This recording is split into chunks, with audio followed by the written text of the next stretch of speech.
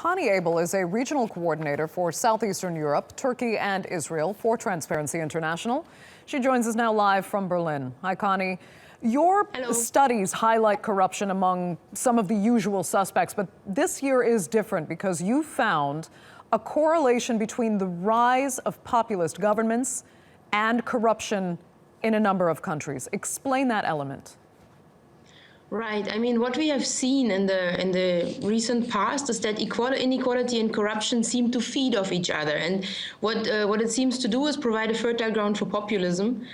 People have made more and more the connection very strongly between inequality and corruption. High corruption is associated with higher levels of inequality.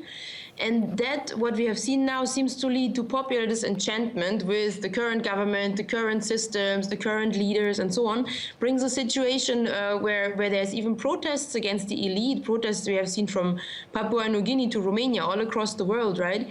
And then what happens next is that somebody seems to offer a solution. I mean, we have in a number of countries, even in Europe, that populist leaders are on the rise. They seem to offer a solution for these disenchanted people, and they say, okay, we're going to tackle the inequality and so on.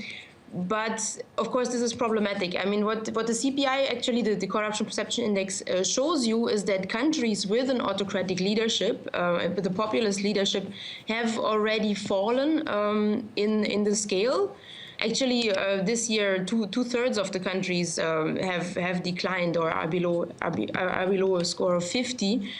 But examples like Hungary, where we're dealing with a populist leader, have dropped in the recent years, because what we see is that populist leader, even though they come to power on the card of fighting corruption, making things better for the people, in the end actually decrease accountability systems in the country.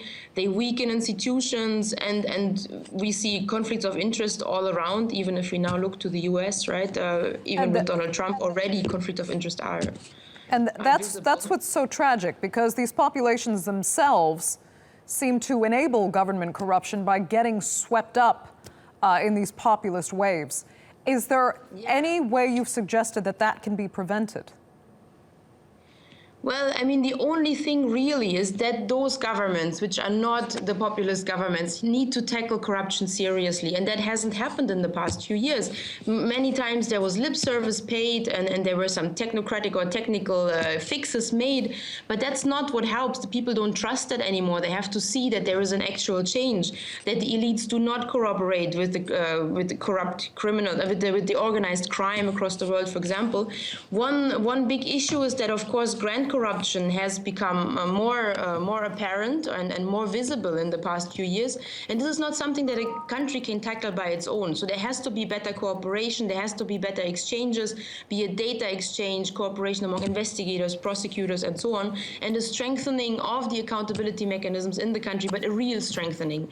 Like that there is really separation of power, that independent institutions are strengthened and exist, and that, of course, media and civil society have space to also demand accountability from those that are elected. Okay. Conny Abel, we'll leave it there. Thank you so much for that from Berlin.